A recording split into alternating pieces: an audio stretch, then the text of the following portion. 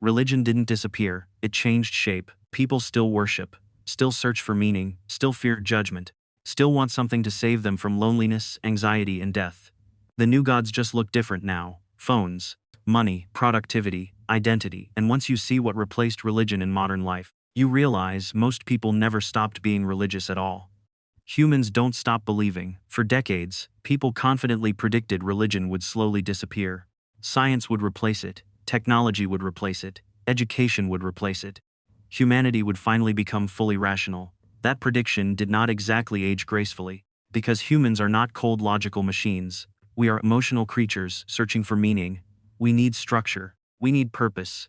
We need something that explains suffering, chaos, and our place in the world. A person can stop believing in God and still desperately need certainty, identity, community, hope, and moral clarity. The psychological need never disappears, only the language changes. That is why so many people leave religion and immediately throw themselves into something else, with almost religious intensity. Politics become sacred, online movements become sacred, self-help gurus become sacred, even diets become sacred. Some people talk about eating seed oils the way medieval priests talked about demons. Different symbols, same human brain. And once people enter these new belief systems, the patterns become strangely familiar. There are approved beliefs, Approved words, approved enemies, heretics who must be publicly shamed, moral purity tests, rituals of loyalty, communities built around shared outrage. The strange part is that many modern people think they escaped religion, while repeating the exact same psychological behaviors in a different costume. This is not about mocking belief. It is about recognizing something deeply human. People struggle to live without meaning structures. Even people who proudly reject religion often create substitute religions without realizing it. A professor once joked that humans are the only animals capable of having an existential crisis while eating potato chips at midnight. Honestly, that might be one of the most accurate descriptions of modern life ever created. But here is where things get deeper. Religion did not weaken because humans suddenly became rational. Modern life became emotionally overwhelming. People became isolated, anxious, distracted, and spiritually restless. And when a society creates that kind of emptiness, something else will always rush in to fill it. The new cathedrals. Walk into an old cathedral and pay attention to how it feels: quiet, sacred, structured. Every detail designed to pull your attention towards something larger than yourself. Now look at the modern spaces people treat with the same emotional intensity. Corporate headquarters with giant glass towers that look almost untouchable. Luxury brand stores, where people walk around whispering like they entered holy ground. Political rallies filled with chants, symbols, and emotional devotion. Social media platforms people visit more faithfully than most ancient believers visited temples. Different architecture, same psychological energy. Think about social media for a second. Millions of people wake up and immediately check their phones before even speaking to another human being. They search for likes, validation, approval, attention. Tiny digital blessings from strangers they will never meet. And when those signals disappear, anxiety appears almost instantly. Mood changes, self-worth changes, confidence changes. That is not just technology anymore. That is emotional conditioning. Some people check notifications more faithfully than medieval monks rang church bells. At least the monks occasionally touched grass and saw sunlight. And here is the strange irony. Modern people often criticize religion for controlling behavior while allowing algorithms to shape their emotions, attention span, attraction, outrage, beliefs, and even identity itself. The difference is that religions at least admitted they wanted to guide human behavior. Algorithms do not care about your well-being, wisdom, or inner peace. They care about engagement. Attention is the product. Human emotion is the fuel. Religion once tried to answer the question, how should I live? Modern systems ask a completely different question. How do we keep people clicking? That changes everything. Because a system designed around endless attention does not create peace. It creates dependency. It rewards outrage, insecurity, comparison, and emotional impulsiveness, because those emotions keep people engaged longer. And the terrifying part is that most people barely notice it happening. They think they are using technology. Meanwhile, technology is quietly reshaping the way they think, feel, compare, desire, and even define themselves. Politics became a moral religion. This is the part where people usually get uncomfortable. Because modern politics often behaves less like normal governance and more like competing systems of salvation.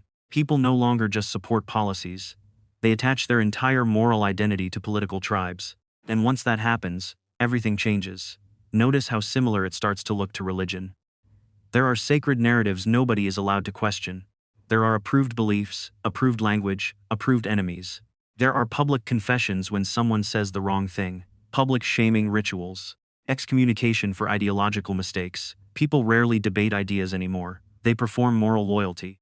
That is why political conversations now feel emotionally explosive even when discussing basic issues. People are not defending opinions, they are defending identity, belonging, and moral worth. And once politics becomes sacred, compromise starts feeling sinful.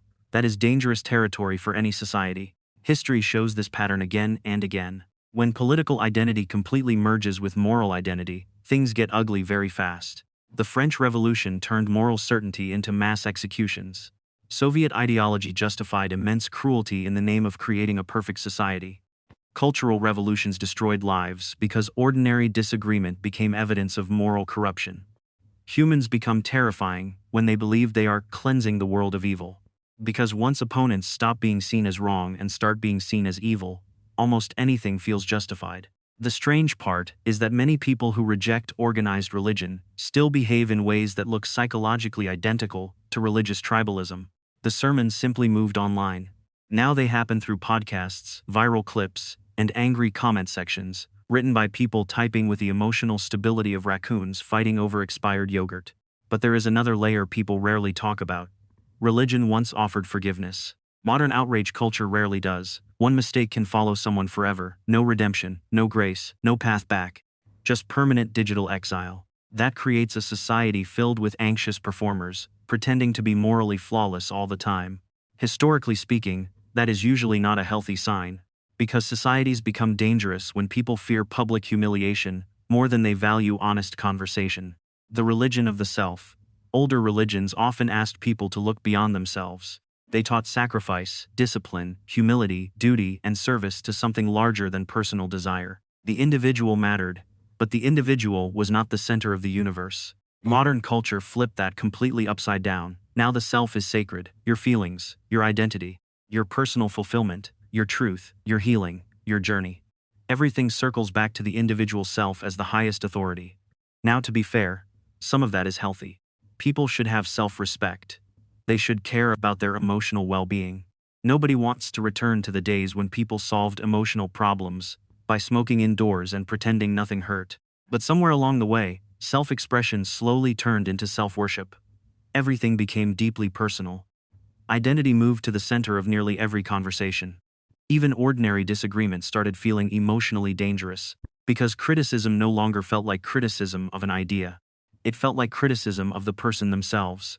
That changes the emotional atmosphere of society very quickly, because once identity becomes sacred, disagreement starts feeling like an attack on existence itself. Not intellectual disagreement, existential threat.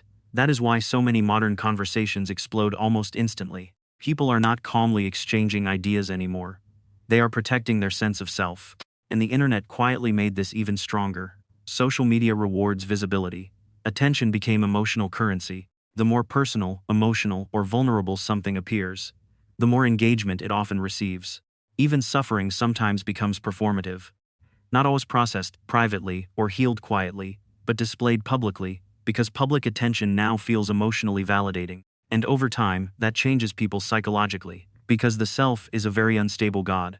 It constantly demands maintenance, endless reassurance, endless validation, endless attention from other people. You have to keep updating it, defending it, presenting it, curating it, protecting it. No wonder anxiety exploded in modern society. Human beings were never designed to carry the full psychological weight of turning themselves into their own religion. That is exhausting. And the worst part is that the system never tells people they are allowed to stop. Productivity became salvation. This one hits people personally because almost everybody lives inside this system now. Modern society quietly replaced spiritual worth with productivity. Your value is measured by output. How much money you make, how busy you look, how disciplined your routine appears, how optimized your life seems from the outside. People no longer ask, "Are you happy?" They ask, "What do you do?" And if you are not constantly producing something, many people start feeling guilty almost immediately. That is how deep the conditioning goes. Exhaustion became a status symbol. People brag about being overwhelmed like it proves importance. I only slept 4 hours. I answered work emails during my anniversary dinner. I have not taken a real vacation in 10 years. Fantastic. You have transformed yourself into a very anxious office printer. Even rest feels uncomfortable now. People sit on beaches checking notifications every few minutes, like their boss might descend from the clouds and revoke their existence. Some people cannot even watch a movie without opening another screen halfway through, because silence itself now feels stressful. And underneath all this pressure is a hidden promise modern culture keeps whispering to people. If you achieve enough, you will finally feel complete. That promise drives almost everything.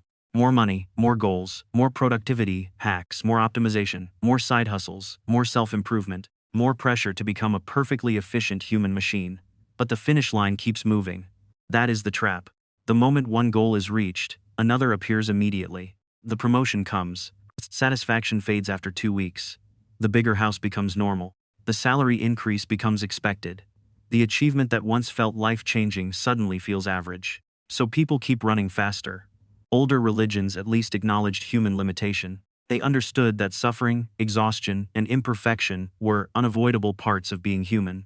Modern productivity culture treats burnout like a personal failure. If you are exhausted, you need better discipline. If you are anxious, optimize harder. If you are unhappy, wake up at 5 in the morning and drink something green apparently. Meanwhile, depression, loneliness, anxiety, and emotional exhaustion continue rising across modern societies. Because productivity can absolutely give people status. But status is not meaning. A person can be wildly productive and still feel spiritually empty inside. And deep down, millions of people already know that. Why ancient religions still had power. Now this part is important, because many people misunderstand what religion actually did for societies. Religion was never just belief in invisible beings floating somewhere in the sky. It also solved psychological and emotional problems modern life still struggles to handle properly. Community, ritual, shared meaning, moral structure, death, suffering. Think about grief for a moment. Older societies had rituals for death. Funerals lasted days. Communities gathered together. People mourned publicly. There were structured ways to process pain, fear, and loss. Modern culture often does the opposite. We hide death. We medicalize it. We avoid talking about it until tragedy suddenly forces it into the room, like an unpaid tax collector kicking down the door. Then people wonder why so many feel existential panic at 3 in the morning, staring at the ceiling fan thinking, wait, what is the point of any of this? Humans need frameworks for suffering. That does not automatically prove any religion is true. But it helps explain why belief systems survived for thousands of years across nearly every civilization in human history. They answered emotional questions science alone cannot answer. Science can explain how stars form, how the brain processes emotion, or how old the universe might be. But science cannot tell a grieving father how to emotionally survive losing a child. It cannot explain how to carry unbearable pain without collapsing under it. That is a completely different category of human experience. And modern culture quietly underestimated how important those emotional frameworks really were. We became incredibly good at increasing comfort, faster technology, more convenience, endless entertainment. Food delivered directly to your house by a stranger who somehow arrives faster than emergency services. But wisdom is different from comfort, and many people feel that gap now, deeply. Because comfort can distract people for a while. It cannot answer the deeper questions sitting underneath human existence. Questions about suffering, mortality, loneliness, purpose. Those questions never disappeared. Humans simply became better at temporarily avoiding them. The return of spiritual hunger. Here is the twist almost nobody predicted. Even in highly secular societies, spiritual hunger is quietly returning. Not always through traditional religion, but through meditation, mysticism, astrology, ancient philosophy, psychedelics, ritual practices, ancestry research, and endless online spiritual movements promising hidden wisdom. People are searching again. Because after a while, pure materialism starts feeling emotionally empty. You can have streaming platforms, fast delivery, unlimited entertainment, air conditioning, robotic vacuum cleaners, and enough monthly subscriptions to financially confuse an accountant from the 1950s and still feel deeply lost inside. That shocks people, especially after modern culture spent decades promising that comfort and consumption would eventually create happiness. Work hard, buy more things, optimize your lifestyle, stay entertained, and fulfillment will magically appear at the finish line. For many people, it never does. Because humans do not just need pleasure, they need meaning. And meaning usually involves things modern culture tries very hard to avoid: sacrifice, responsibility, discipline. commitment to something beyond personal comfort. That is why purely pleasure-driven societies often become strangely depressed. The more life revolves around comfort and entertainment alone, the more emotionally restless people sometimes become. Comfort removes pain, but it does not automatically create purpose. In fact, too much comfort can quietly remove the struggle that once gave life structure and direction in the first place. Older generations often had difficult lives, but they also had clearer roles, stronger communities, and stronger senses of duty. Modern people gained freedom, convenience, and individual choice, but many also inherited confusion, isolation, and spiritual drift. And yes, that is deeply ironic. The modern world became better than ever at distracting people from emptiness, while accidentally creating more of it at the same time. So now people search again, not always for religion exactly, but for transcendence, meaning, connection, something that makes existence feel deeper than consumption and screen time.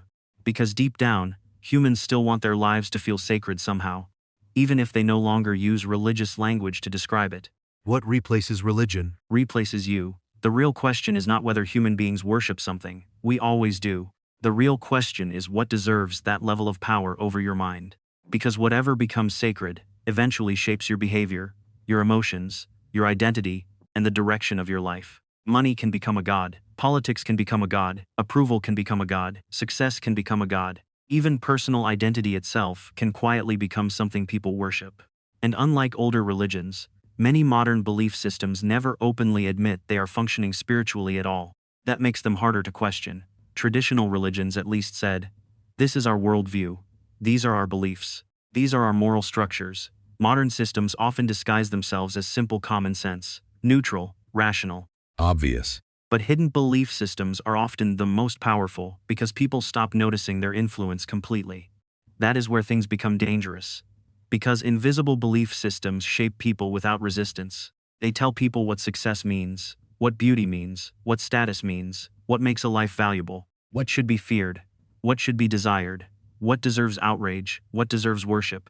And most people absorb these ideas automatically, without ever consciously choosing them. That may be the strangest tension inside modern society. People abandoned traditional religion hoping to become fully rational, only to unconsciously build new systems of worship everywhere around them. Some healthier than others, some deeply destructive. The human need underneath all of this never changed. People still want to belong. They still want their lives to matter. They still want explanations for suffering. They still want connection to something larger than temporary existence. That part never disappeared. Not once. And maybe that is the truth modern society keeps rediscovering over and over again. Human beings are not machines searching only for comfort and efficiency. They are meaning-seeking creatures. And if they do not consciously choose what shapes them, the modern world will gladly choose for them. The question nobody escapes. Maybe the biggest misunderstanding about religion is thinking it was only about gods, rituals, or ancient books.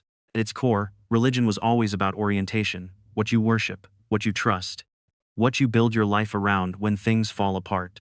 Modern people still answer those questions every single day, even if they never step inside a church again. Because everybody serves something: money, status, politics, success, identity, pleasure, approval. Something always takes the highest place in the mind. And whatever sits there eventually shapes the entire person. That is why the real question is no longer, do people still believe? Of course they do. The deeper question is this: what are we teaching people to worship now? And after all the comfort, technology, entertainment, and endless distraction modern life provides, are those new gods actually making people whole? Or are they simply keeping people busy enough not to notice what is missing?